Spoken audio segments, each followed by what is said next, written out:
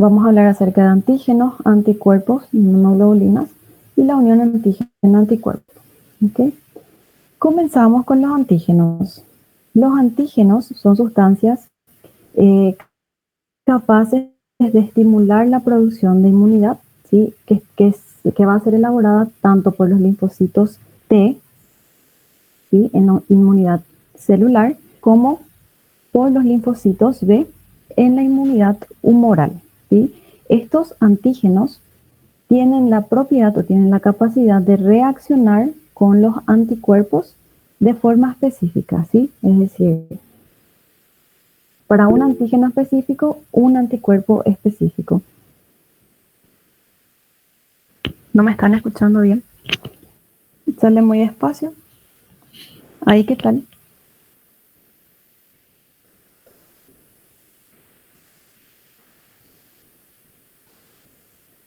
A ver.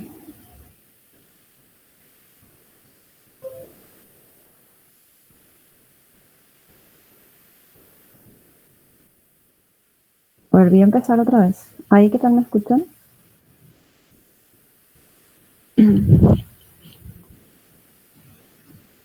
¿Ahí qué tal? ¿Sale muy despacio?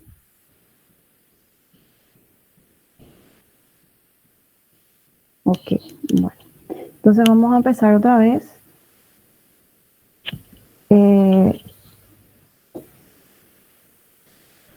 Bueno, yo ya estoy en mi capacidad máxima acá del volumen. No sé si pueden usar audífonos mejor, porque hasta ahí se puede, ¿sí? Bueno, los antígenos son sustancias que son capaces de estimular la producción de inmunidad que va a estar a cargo de los linfocitos T, ¿sí? A cargo de los linfocitos T por la inmunidad celular y también por los linfocitos B por la inmunidad humoral, ¿sí? Estos antígenos tienen la capacidad o la propiedad de reaccionar con los anticuerpos de manera específica. ¿Qué quiere decir eso? Que para un antígeno específico, ¿sí? Va a haber un anticuerpo para él, solo para él. ¿Está bien? Bueno. Luego tenemos el antígeno funcional completo. El antígeno funcional completo es una sustancia química compleja, ¿sí? Grande, puede ser de naturaleza proteica, ¿sí? Que son aquellos antígenos proteicos, pueden estar formados por polisacáridos y también por lípidos, ¿ok? Estas sustancias, principalmente los antígenos proteicos, ¿sí? Lo que están compuestos de proteínas, son moléculas muy grandes, de gran tamaño, ¿sí? Formados por polipéptidos.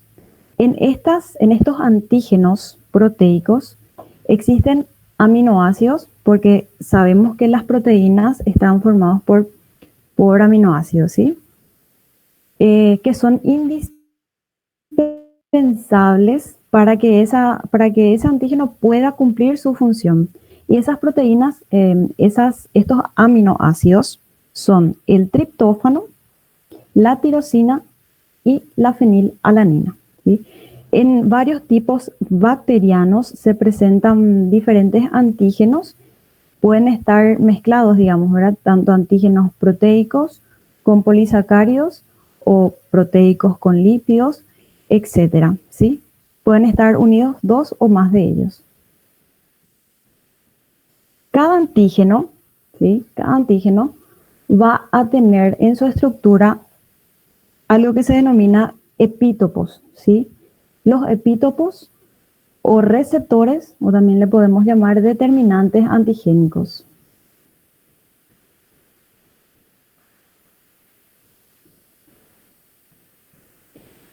Entonces, cada antígeno va a poseer en su estructura, ¿sí? Lo que se denomina epítopos. Estos epítopos son receptores o determinantes antigénicos. Lo que hacen estos epítopos son reconocer, ¿sí? estimular la producción de anticuerpos específicos, y va a ser el lugar en donde se van a unir los anticuerpos al antígeno, ¿sí? El lugar en donde se van a unir los antígenos son los denominados epítopos. Un antígeno debe poseer por lo menos 5 tipos de epítopos en su estructura para que se pueda considerar que tiene una buena propiedad inmunógena, una buena propiedad para estimular la inmunidad en el organismo. ¿Está bien? Proseguimos. Existen moléculas que son muy pequeñas, que por sí solas no van a tener la capacidad, ¿sí?, de estimular la inmunidad en el organismo. Pero cuando se unen o se acoplan a otras moléculas de mayor tamaño, adquieren esa capacidad inmunógena, ¿sí? Entonces, se acoplan a una proteína denominada, a una molécula mayor denominada molécula transportadora, que por lo general es una proteína, ¿sí? Y se conjugan, ¿sí?, se unen, y se forma el conjugado haptenotransportador, que tiene la capacidad inmunógena, tiene la capacidad entonces de producir o de estimular, mejor dicho, la inmunidad en el organismo. Una vez que este conjugado, ¿sí?, de la molécula haptena con la molécula portadora ingresa a nuestro organismo, entonces es reconocido por los linfocitos T y los linfocitos B, y por lo tanto reaccionan a ella.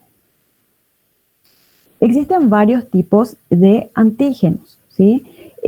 Dependiendo de si pueden estimularse o no por diferentes tipos de células, tenemos los antígenos timo-dependientes. Son aquellos antígenos que no pueden estimular directamente la producción de anticuerpos. Necesitan sí o sí la ayuda de las células T para poder estimular la producción de anticuerpos. Por otro lado, tenemos los antígenos timo-independientes. Estos timo-independientes son aquellos que pueden estimular directamente a los linfocitos B, ¿sí?, para producir el anticuerpo. Todo esto por medio de las células formadoras de anticuerpos que vimos la semana pasada. Y no requiere la presencia de los linfocitos T cooperadores. Directamente el antígeno estimula a los linfocitos B. No pasan por las células T cooperadoras, ¿sí? Estos antígenos tienen algunas propiedades, y una de ellas es que tienen una estructura polimérica, como pueden ver aquí en la ilustración, ¿sí? Son poliméricas, son cadenas largas, complejas, que se repiten, ¿sí? Entonces, una de las características, ¿sí?, de los antígenos timo-independientes es que tienen el mismo tipo de epítopo, ¿sí? Estos son sus epítopos, receptores, donde se van a unir, ¿verdad?, donde se va a unir la inmunoglobulina. Tiene la misma copia en todas partes de su superficie, ¿sí?, porque son cadenas iguales que se repiten. Mientras que los antígenos timo-dependientes, los que van a estimular a los linfocitos T primeramente, ¿verdad?, tienen diversos tipos de epítopos, ¿sí? Pueden tener diversos tipos de epítopos en su estructura. Estos solo uno, y se repite en toda su estructura. Y tienen una gran resistencia a la degradación. Son más fuertes. Bueno, el nivel de la capacidad que tiene cada antígeno de producir mayor o menor respuesta, ¿sí?, respuesta inmunitaria, es muy importante porque depende de su estructura molecular, ¿sí? Las moléculas más grandes, ¿sí?, las proteicas policatenarias, es decir, que tienen varias cadenas, y globulares en forma circular, tienen mayor capacidad de producir una respuesta inmunológica que aquellas que son lineales. Una molécula proteica globular es la hemoglobina, ¿sí? La hemoglobina es una proteína globular y las lineales podemos darle ejemplo a los aminoácidos. Todos los aminoácidos son de forma lineal. Bueno, y cada antígeno va a recibir diferentes nombres de acuerdo a la reacción que van a producir una vez que se unan con los anticuerpos. Por ejemplo, tenemos los aglutinógenos. Los aglutinógenos son aquellos que logran unir, pegar, ¿sí? Pegarse a los anticuerpos y se produce esa reacción de aglutinación que se dice. Tenemos los precipitógenos, aquellos que logran precipitar en una solución, ¿sí? Precipitar a los anticuerpos una vez que se unen a ellos. Y así sucesivamente.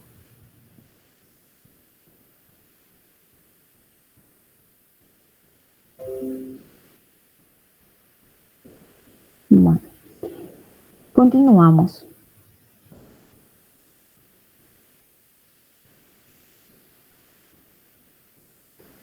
También los antígenos se pueden clasificar de acuerdo a de dónde provienen, de acuerdo a su procedencia, ¿sí? Pueden ser clasificados como endógenos y como exógenos. Y como sus nombres lo dicen, endógenos, que vienen de adentro, son conocidos también como autoantígenos. Son moléculas propias del organismo y que nuestro sistema inmunológico reconoce como extraño y por ende reacciona ante él, ¿sí? Y los exógenos, que son también denominados xenoantígenos, son aquellos que vienen del exterior. Otra vez, estos exógenos, ¿sí?, se subdividen en heteroantígenos o xenoantígenos. Tienen el mismo nombre porque normalmente al decir exógenos nos referimos a especies, a otras especies, en donde se incluyen las bacterias, virus, etcétera, ¿sí? Entonces usamos xenoantígeno para lo que viene de afuera. Pero es una subdivisión de estos exógenos, ¿sí? Que son los que proceden de organismos de una especie diferente a la que recibe, a la del receptor. Y luego tenemos los homoantígenos, aloantígenos o isoantígenos, que proceden de un individuo que es perteneciente a la misma especie animal, pero que tiene una constitución genética diferente. Homoantígenos, aloantígenos, isoantígenos, ¿sí?, se usan indistintamente para la misma definición. Bueno, dentro de los heteroantígenos, ¿sí?, los heteroantígenos son los que proceden de una especie diferente, ¿sí? Son muy importantes porque entre ellas se encuentran los seres que nosotros estudiamos, que son las bacterias, hongos y virus, y también todo lo que viene afuera, protozoarios, helmintos, etc. ¿Sí? En este grupo de heteroantígenos se encuentran las diversas estructuras que un microorganismo puede tener. Cualquier estructura puede actuar como un antígeno, ¿sí?, que puede producir o estimular la inmunidad en nuestro organismo. Entre ellos tenemos los antígenos somáticos, los antígenos flagelares, ¿sí?, de los flagelos, capsulares para aquellos que pueden, los que tienen cápsula, esporulares para aquellos que puedan formar esporas, ¿sí?, antígenos enzimáticos, cualquier tipo de enzimas que puedan producir, antígenos nucleares también. El ácido nucleico puede actuar como antígeno en nuestro cuerpo, ¿sí?, principalmente con los virus, ¿verdad?, que son los que liberan su material genético. Y antígenos tóxicos. Sabemos que muchas bacterias poseen toxinas que son las que le otorgan ese poder de patogenicidad. Entonces, cada uno de estos, cada una de las estructuras que tienen los microorganismos pueden actuar como antígenos, ¿sí?, en nuestro organismo. Existen antígenos que van a estar presentes en diferentes grupos de bacterias o en el mismo grupo. Por ejemplo, son denominados grupos antígenos, grupos específicos, a aquellos antígenos que se encuentran en las bacterias de un mismo género. Es decir, en todas las bacterias, por ejemplo, en todos los microorganismos del género Plasmodium tienen un antígeno específico. Entonces, a ese antígeno se lo denomina antígeno grupo específico. Por otra parte, si estos antígenos son comunes, ¿sí?, en diferentes razas de la misma especie, ¿sí?, son denominados antígenos tipo específicos. Acá recordando un poquito de la taxonomía, ¿verdad?, entre género y especie. Dentro de las especies pueden haber otra vez diferentes razas, ¿sí? Entonces, si presentan el mismo antígeno, son denominados antígenos tipo específicos. Me dicen si voy muy rápido, ¿sí? Luego tenemos los homoantígenos, ¿sí? Entre los homoantígenos se tienen los antígenos humanos A, antígeno B, antígeno RH, que viene de Rhesus, ¿sí?, y el MNP.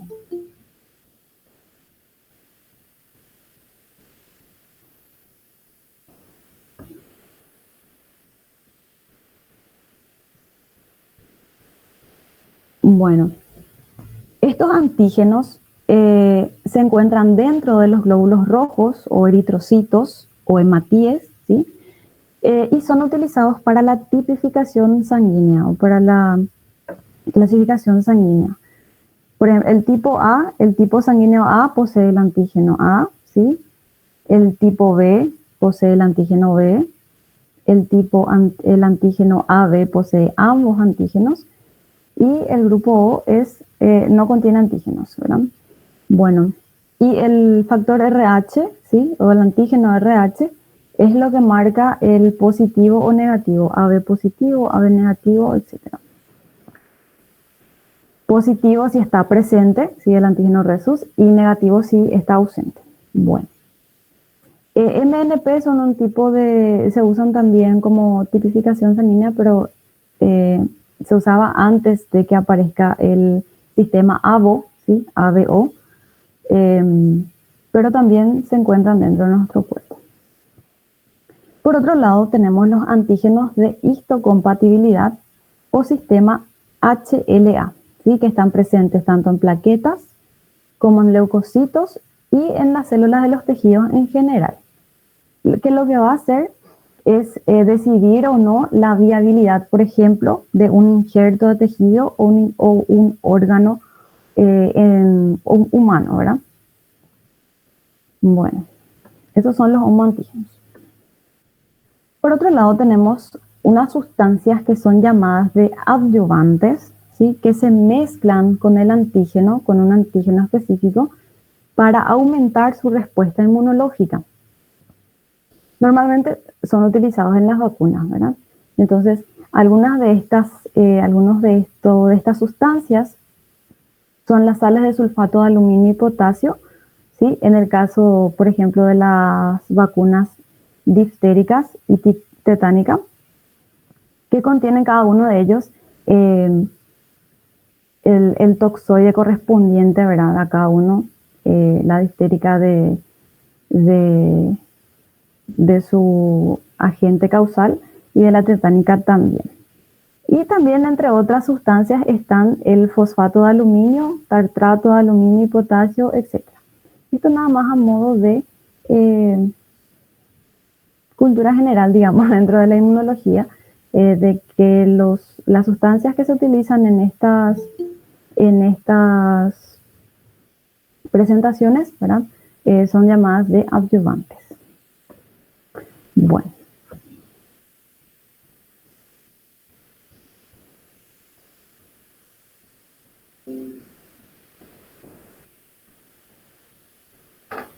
La respuesta de los antígenos, a los antígenos. Cada antígeno va a producir una respuesta, ¿sí?, en el organismo, y esta respuesta va a depender otra vez de por cuál vía es administrada ese o es administrado ese antígeno, ¿sí? Por ejemplo, por vía parenteral, los antígenos llegan mucho más rápido, ¿sí?, y de forma intacta hasta la intimidad de los tejidos, no pasa por ningún tipo de transformación, mientras que por la vía digestiva, ¿sí?, sufre alteraciones importantes porque en ese local son atacados los antígenos por diversos fermentos, ¿verdad?, que pueden producir alteraciones muy importantes en su estructura.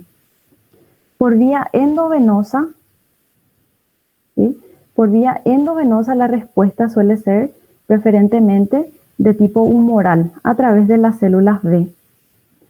Por vía subcutánea, intramuscular o intradérmica también, las respuestas son más bien del tipo celular. Actúan los linfocitos T, ¿sí?, a través de la fagocitosis, inflamación, etcétera, que habíamos visto la semana pasada. Y también la respuesta al antígeno va a depender de la cantidad o de la dosis que es inyectada, ¿sí? Podemos, claro, deducir que a mayor cantidad de antígenos inyectados, mayor respuesta inmunitaria, ¿verdad? Entonces, a menor antígeno, a menor cantidad de antígeno, va a ser un poco más lenta también esa respuesta ante ellos. Bueno, ahora tenemos los receptores de los linfocitos T y B que ya habíamos visto la semana pasada, nada más para recordar otra vez, que el proceso de reconocimiento del antígeno, ¿sí?, se van a dar por ciertas moléculas denominados receptores, ¿sí?, tanto en los linfocitos T como en los linfocitos B. En las células T, sabemos, ya habíamos visto que para el reconocimiento del antígeno se utilizan receptores específicos denominados TCR, ¿sí? Estos receptores solamente se encuentran en la membrana de los linfocitos T. No se encuentran libres en el suelo ni en ningún otro lugar del organismo, ¿sí? Y por su lado, las células B o linfocitos B también utilizan como receptor a las inmunoglobulinas, que son específicas para cada antígeno, ¿sí? Estas inmunoglobulinas sí pueden estar en suero, disueltos en el suero, ¿sí?, y también en otros lugares del organismo. También se hallan en la superficie celular de las células B, y son estas inmunoglobulinas, como ya vimos también la semana pasada, son producidas por las células formadoras de anticuerpos o plasmocitos, ¿sí? Bueno. ¿Alguna pregunta hasta aquí? Ahora vamos a hablar acerca de los anticuerpos.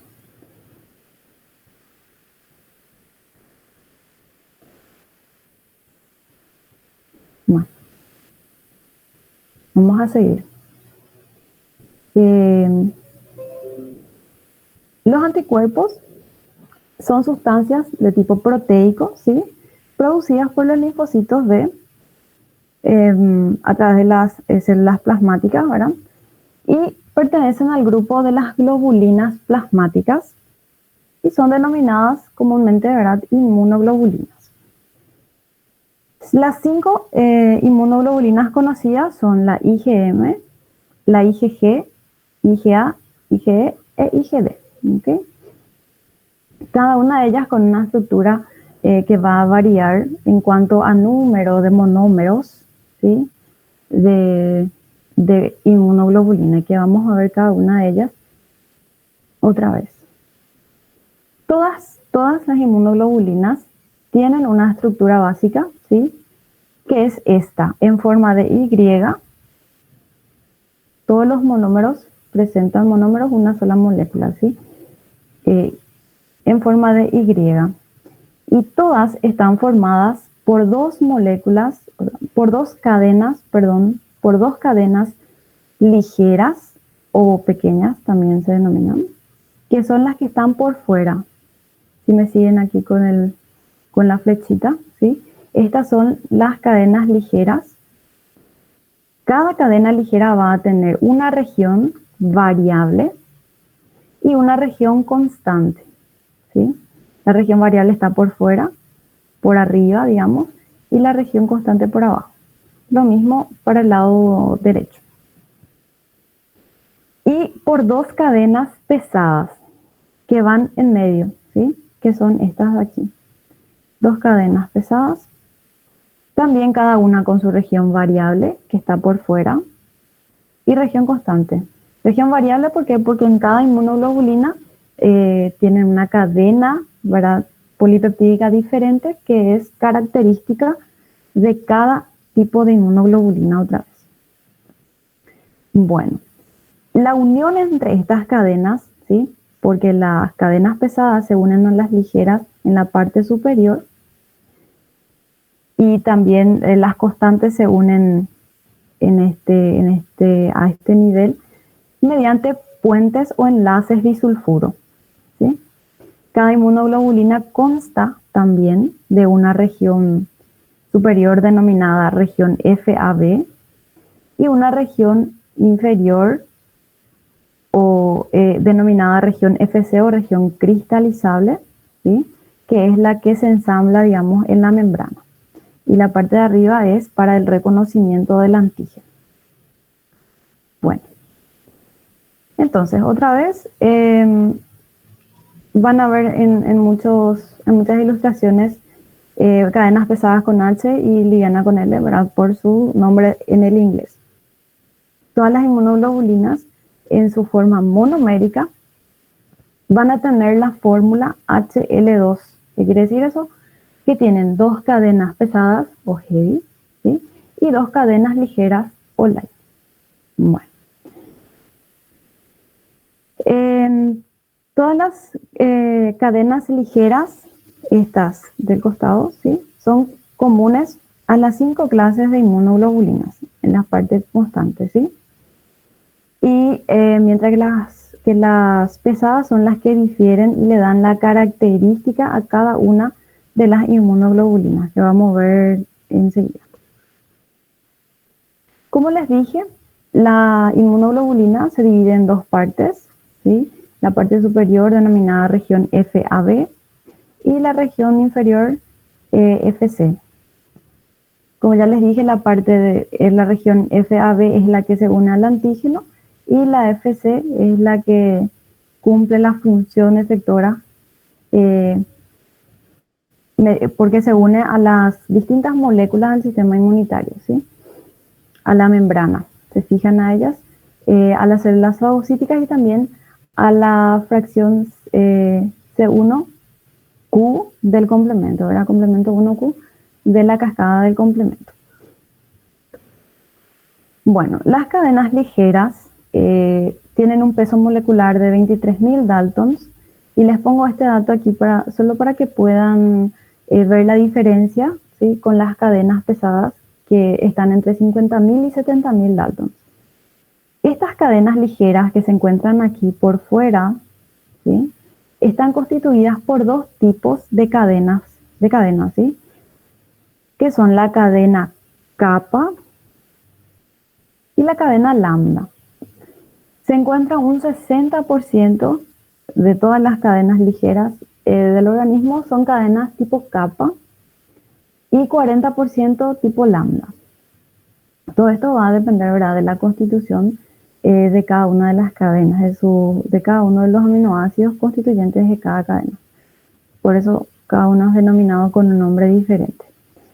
Y todas las inmunoglobulinas, cada molécula de inmunoglobulina tiene un solo tipo de cadena, ¿sí?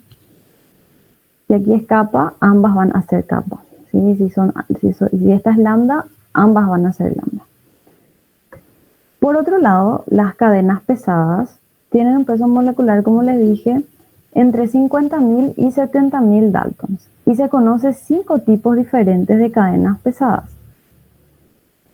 Cada una de ellas, cada una de las cadenas pesadas, van a caracterizar a la inmunoglobulina que la posea, ¿sí? Tenemos la cadena alfa, que es la que forma, digamos, a la que está presente en la inmunoglobulina A. Y existen dos subclases de cadenas alfa, ¿sí? Va a ser cadena alfa 1 y cadena alfa 2.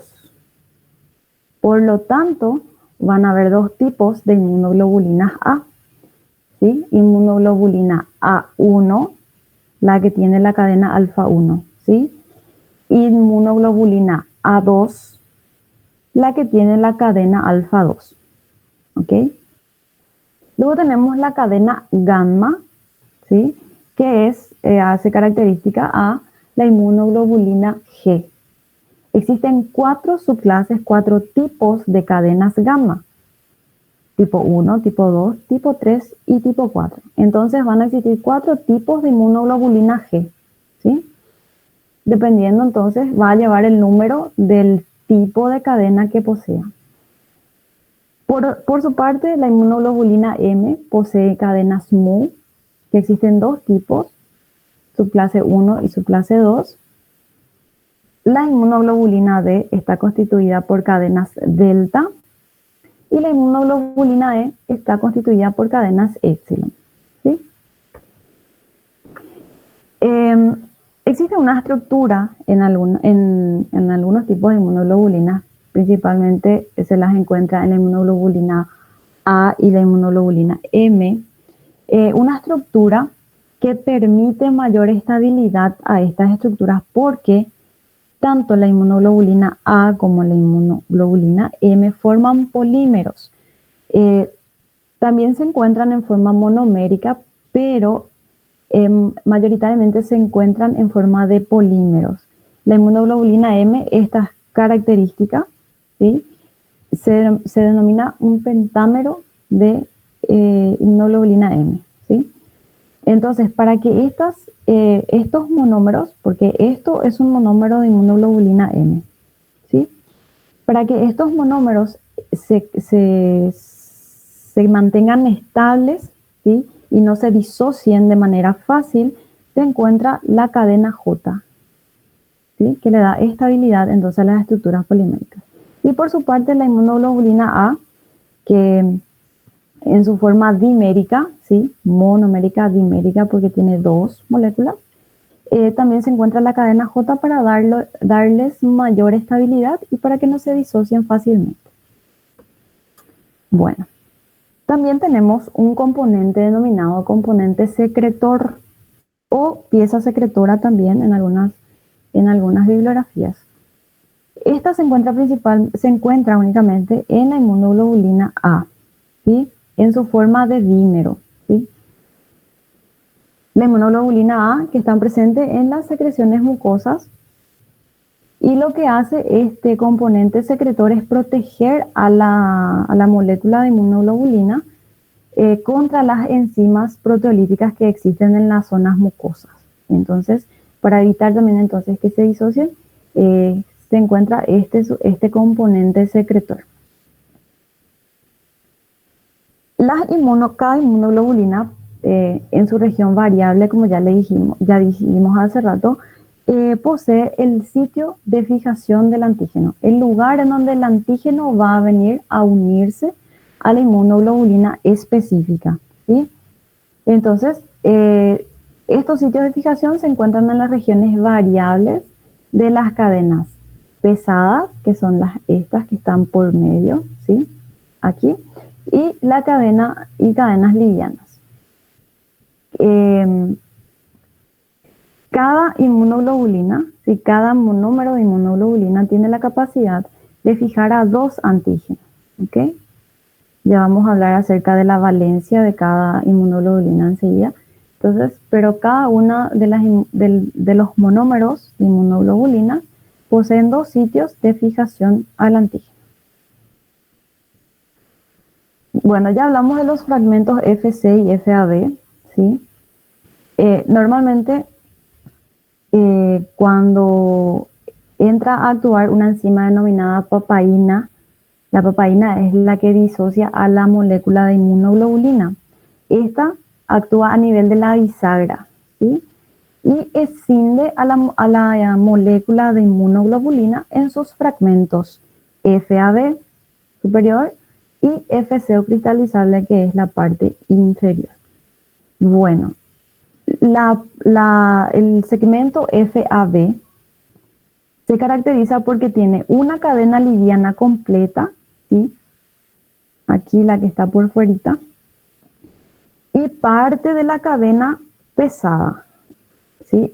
Contiene la región variable y la región constante de la cadena pesada. Cada fragmento tiene un número, ¿verdad? Este es fragmento variable, este es fragmento dominio constante 1, ¿sí? De la cadena pesada, heavy, constante 2 de la cadena pesada, constante 3, aquí de la cadena pesada también, y en algunos casos va a haber aquí una cuarta parte denominada CH4, ¿sí? Bueno, y eso por la parte de la FAB. Por la parte de la fracción cristalizable, contienen los dominios únicamente constantes. Aquí ya no tenemos cadenas ligeras. Posee solamente dominios constantes de la cadena pesada, ¿sí? Y como les dije, en algunos casos vamos a encontrar una parte más aquí de las cadenas pesadas, y entonces va a incluir también a la CH4. Bueno, el fragmento FAB2, ¿sí? Se obtiene por acción de una enzima que se denomina pepsina, la cual actúa también sobre la molécula monomérica de inmunoglobulina en la región de la bisagra, ¿sí? Donde se unen, pero un poco más abajo de los puentes disulfuro, ¿sí? Lo que permite entonces que los dos fragmentos se mantengan aquí unidos en un solo conjunto, ¿sí? Aquí se decidía a esta altura entonces una fracción FA, otra fracción FA, ¿sí? Para que se entienda. Aquí se hace el corte un poco más por debajo y se escinden en dos partes. Como ya dijimos, todas las cadenas de cada inmunoglobulina están unidas mediante enlaces disulfuros, ¿sí? Que son uniones químicas entre residuos de cisteína que permiten la estructura tridimensional de la inmunoglobulina, esta que tiene, ¿sí? Eso. Cada inmunoglobulina, algunas de las inmunoglobulinas en realidad pueden formar, como les dije, polímeros, ¿sí? Esto es un monómero de inmunoglobulina. Se presentan como monómeros las inmunoglobulinas G, D y E, ¿sí? Mientras que la inmunoglobulina A ya se presenta en forma de dímeros, o sea, dos moléculas unidas. Puede formar también trímeros y polímeros, pero la más común es las que están constituidas por dos moléculas de inmunoglobulina A. Y la molécula de IgM que tiene típicamente la forma del pentámero, 5 monómeros de inmunoglobulina M, ¿sí? Bueno, la inmunoglobulina G, vamos a hablar ahora de cada una de ellas, ¿sí? Están constituidas, como todas las inmunoglobulinas, por dos cadenas livianas, ¿ok? Y dos cadenas pesadas, cada una de las cadenas con una región variable y una región constante, ¿sí? Unidas también por puentes disulfuro, etc. Esta inmunoglobulina está ligada por aproximadamente 20 a 25 enlaces, dice, enlaces disulfuro, y tiene la forma típica de la Y. La porción o fragmento FAB, la parte de arriba, como en todas las inmunoglobulinas también sirve para unirse al antígeno, ¿sí? En sus dos regiones. Bueno, y aquí vamos a hablar de la valencia. como les dije, la cantidad de antígeno que cada monómero de inmunoglobulina puede fijar es conocida como valencia, ¿sí? Por ejemplo, en el caso de la inmunoglobulina G, tiene dos sitios de fijación al antígeno. Aquí uno y aquí otro. Entonces su valencia va a ser 2, porque la inmunoglobulina se presenta de forma monomérica, ¿sí? Entonces su valencia es 2. 2, entonces la valencia es la capacidad de la cantidad de antígenos que puede fijar la molécula de inmunoglobulina.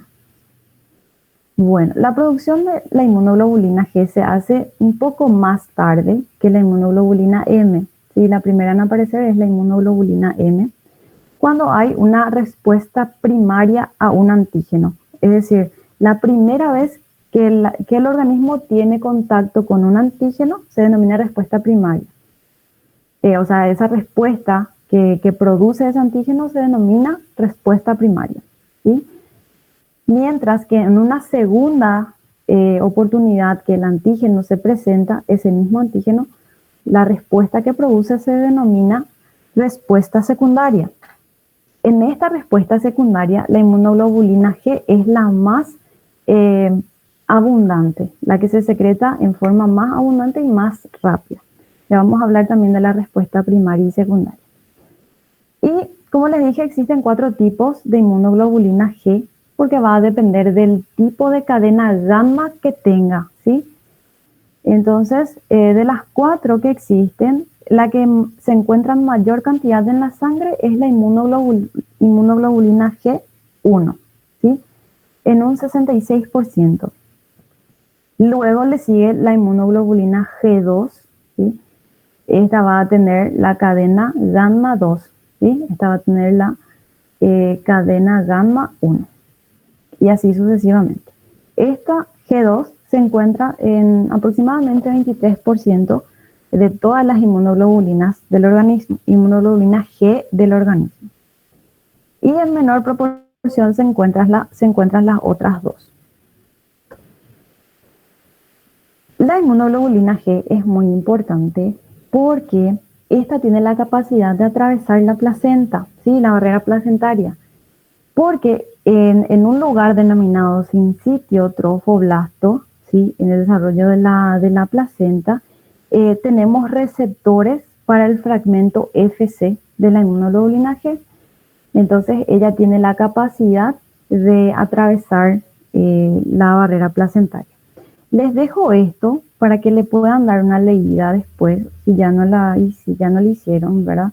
Pero mi idea era dejarles esto para en la próxima clase ustedes me cuenten qué es lo que encontraron, porque esto hace parte de la anatomía placentaria. Yo sé que a ustedes como médicos les va a encantar esa parte.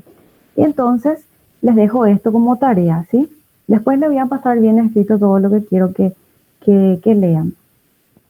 Entonces, la inmunoglobulina G aquí lo importante es que atraviesa la barrera placentaria. Bueno.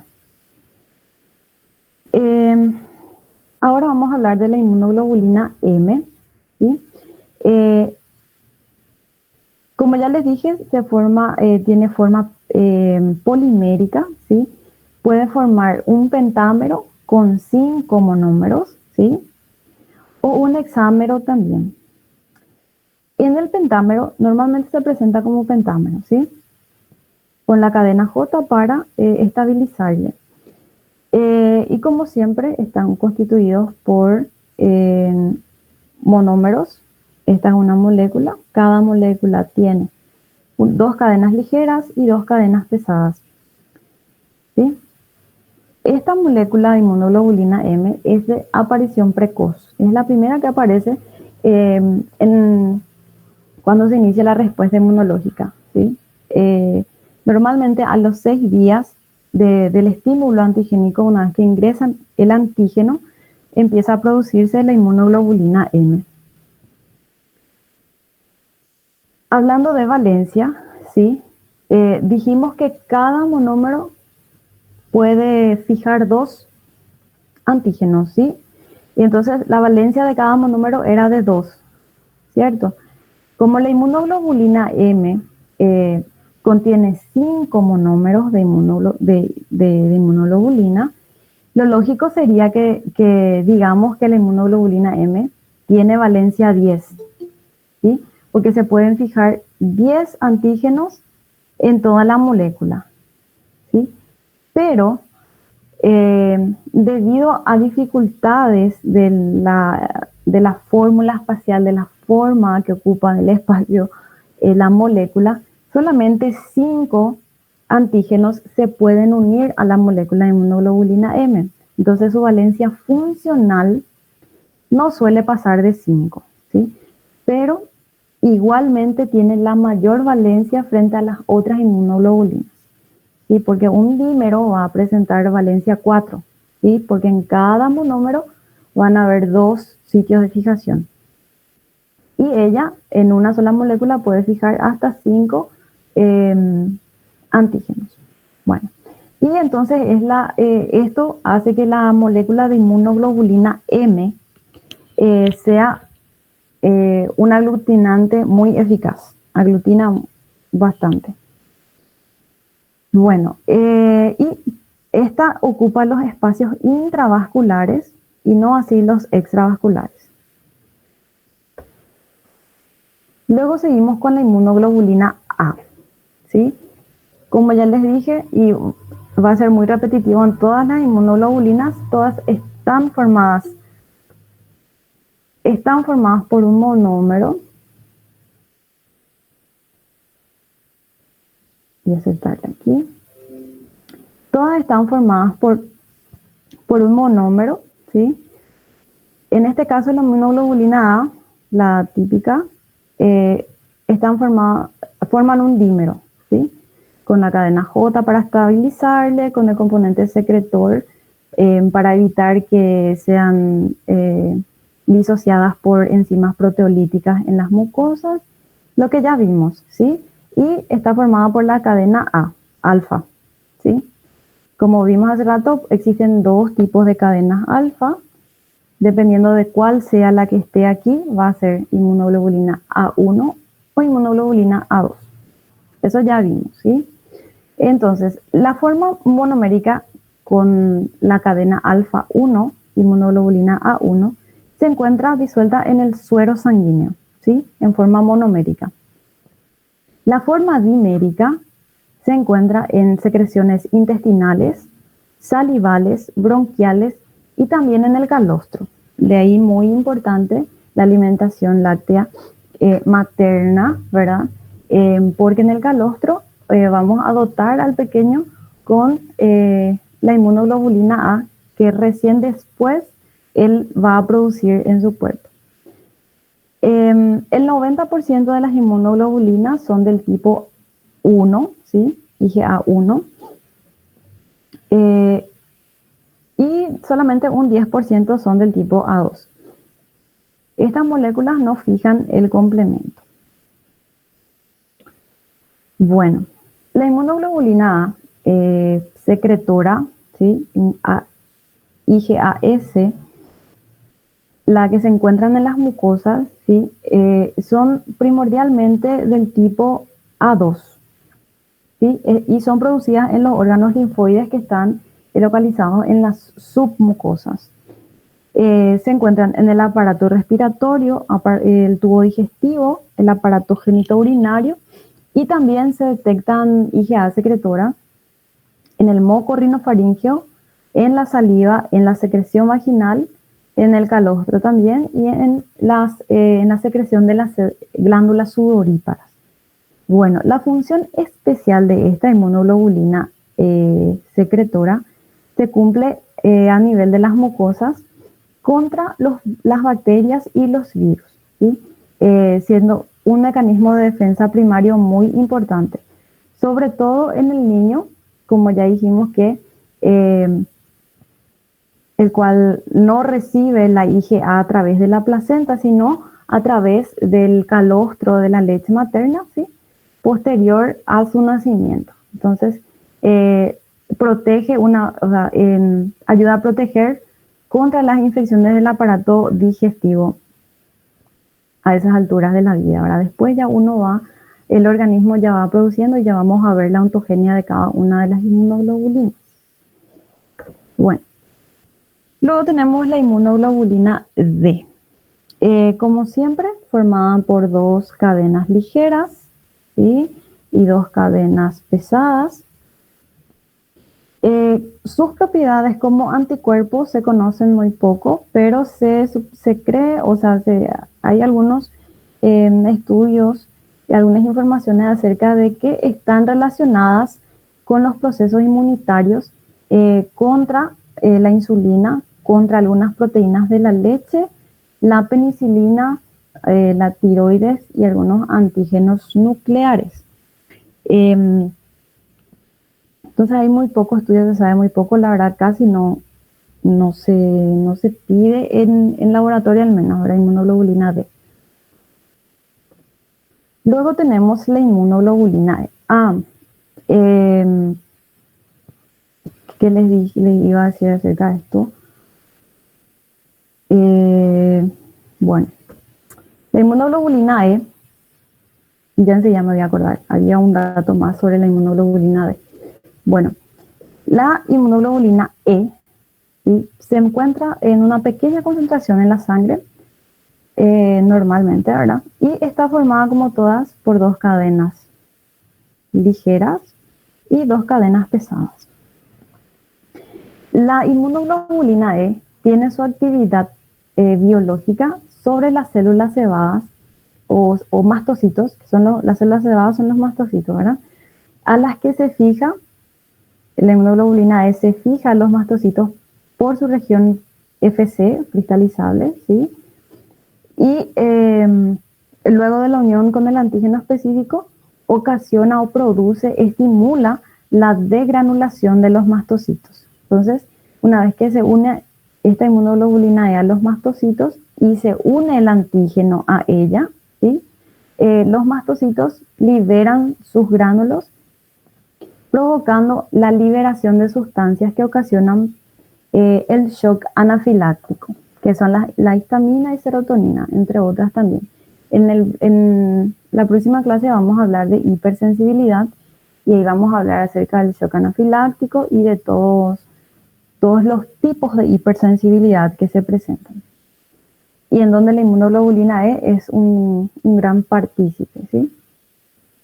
La concentración de inmunoglobulina E aumenta considerablemente en el suero sanguíneo en los procesos alérgicos, entonces por lo tanto, ¿verdad? Y también en las parasitosis. Y se producen en los tejidos linfoides también contiguos a la mucosa. Bueno, llegamos a la ontogenia de las inmunoglobulinas. ¿Qué quiere decir ontogenia? El desarrollo, el proceso de formación y de aparición, ¿verdad?, de las inmunoglobulinas. La inmunoglobulina G que el niño presenta al nacer es prácticamente toda materna, ¿sí? Porque, como ya habíamos dicho, tiene la capacidad de atravesar la barrera placentaria y entonces llega al niño. La inmunoglobulina G del niño propia, la que ella produce, empieza recién a producirse unos días después del parto, a veces un poco antes de él, pero normalmente después, ¿verdad? Y va a suplantar la IgG materna, que normalmente deja de existir en el niño entre los 3 y los 4 meses de vida. A partir de allí, todas las inmunoglobulinas G son propias ya del organismo de ese niño. Y llega al 100% de desarrollo de inmunoglobulinas G a partir de los 7 a 8 años de edad.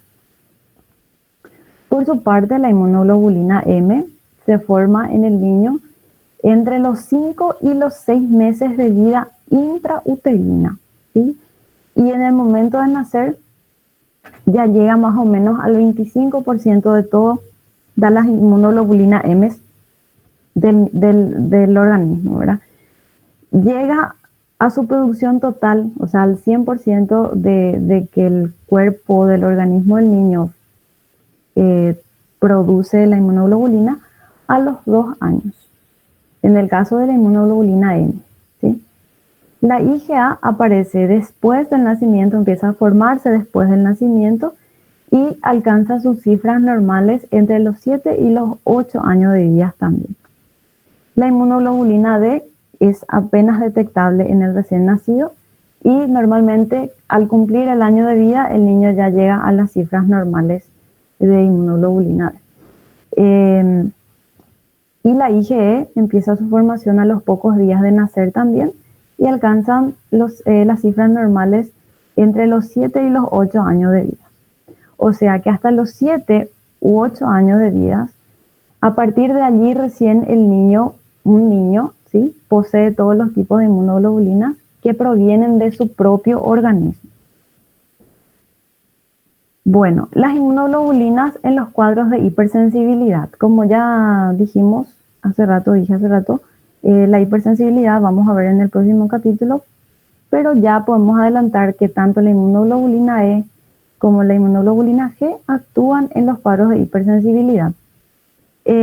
La IgE participa en los cuadros de anafilaxia, alergias alimenticias, enfermedades del heno y actuando sobre los mastocitos tisulares y las células basófilas de la sangre, produciendo la degranulación de estas células con liberación de histamina, heparina y serotonina, que son las sustancias desencadenantes del shock anafiláctico, como ya les dije. Todas estas enfermedades que están citadas aquí, o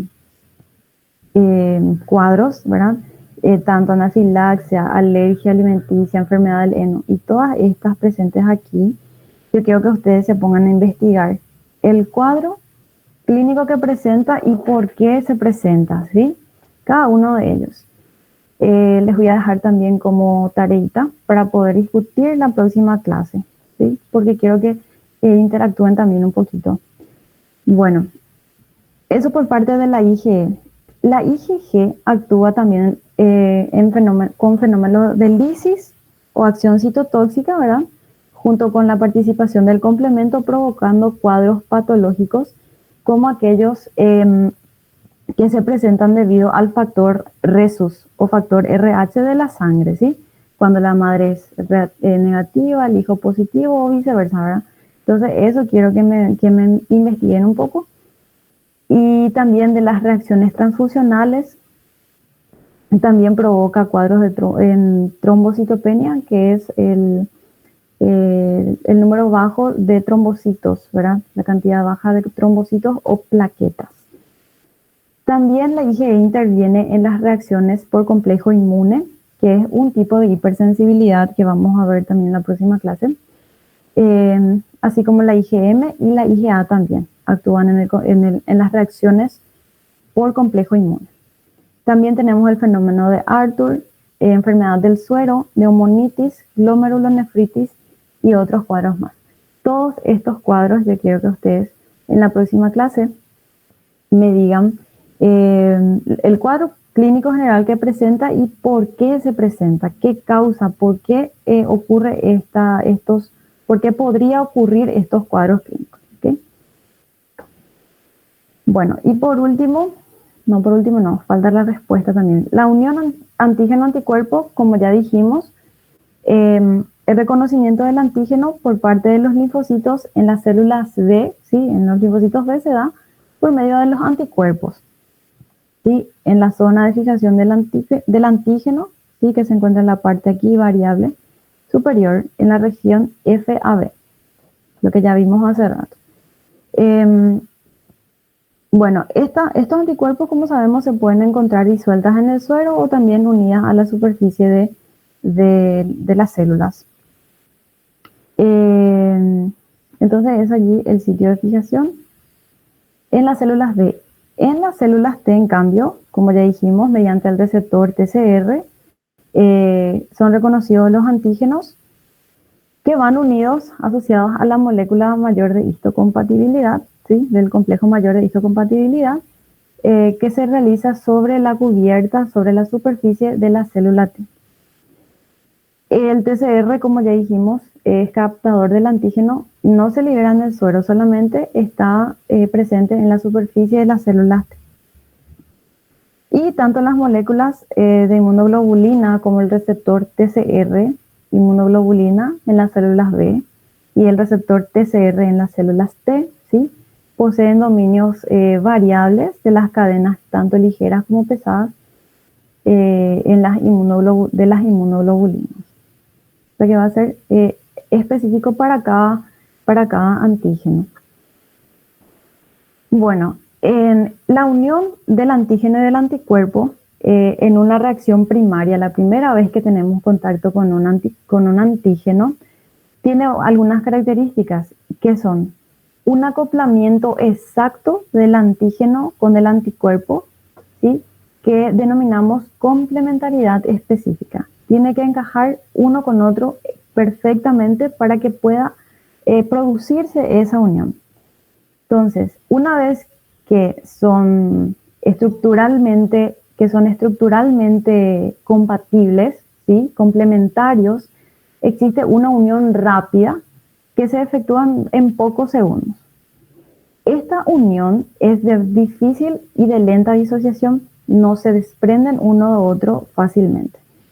Y no existen cambios químicos en las sustancias que participan en las moléculas. No hay un cambio morfológico molecular de ninguna de ellas, porque cada uno encastra, digamos, de manera perfecta el uno en el otro. Bueno, las fuerzas que unen al antígeno con el anticuerpo son de varios tipos, ¿sí? Esto es química general básica. Los tipos de fuerzas son las fuerzas de Van der Waals, ¿sí?, que igual les puse que son las más débiles y están ligadas a los movimientos de los electrones dentro de las moléculas. Las fuerzas electrostáticas, que están basadas en la atracción que existe entre dos grupos iónicos de carga opuesta, ¿sí?, positivo o negativo. Y los enlaces de hidrógeno también, que son fuerzas de energía débil entre un átomo electropositivo, como el hidrógeno, con otros átomos electronegativos, como el oxígeno y el nitrógeno, ¿sí? Y tenemos las uniones hidrófobas también. Hidrófobas sabemos que repelen el agua, ¿sí? Ciertos aminoácidos tienen la tendencia a separar las moléculas del agua del solvente cuando entran en contacto entre sí, y estas uniones son más estables cuando aumentan la temperatura. Bueno, aquí nada más una representación de las fuerzas de Van der Waals, aquí con la fuerza de los movimientos de los electrones. Las fuerzas electrostáticas, sabemos que cargas eléctricas iguales se repelen y las cargas eléctricas diferentes se atraen, ¿sí? Aquí los enlaces de hidrógeno entre un átomo electropositivo, como el hidrógeno, y un electronegativo, como el oxígeno, también el nitrógeno. Y aquí una representación de las uniones hidrófobas, ¿sí?, que separan las moléculas de agua y generan un círculo, digamos, de fuerte de protección y de estabilidad, ¿verdad?, de unión. Bueno, la formación de las inmunoglobulinas en respuesta al antígeno sabemos que no es inmediata, porque en primer lugar entra a actuar luego de la estimulación antigénica, ¿verdad?, una vez que ingresa al antígeno, la inmunidad innata, ¿sí? Y una vez que la inmunidad innata no es capaz de soportar esa invasión, empieza a actuar la inmunidad celular, ¿sí?, específica, tanto celular como humoral. Entonces, la inyección primaria del antígeno, la respuesta a la inyección primaria del antígeno no es inmediata. Y los anticuerpos pueden aparecer entre los 5 y 10 días después de la estimulación, dependiendo del tipo, ¿verdad? Primeramente empieza la IgM, luego la IgG y así.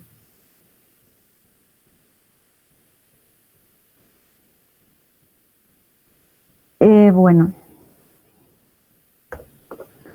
Y dos últimos slides. La respuesta primaria, como ya les dije, es el primer contacto que se tiene con un antígeno específico, ¿verdad?, con el organismo. La primera inmunoglobulina en aparecer es la inmunoglobulina M, que aparece entre el quinto y el sexto día, ¿verdad?, se produce.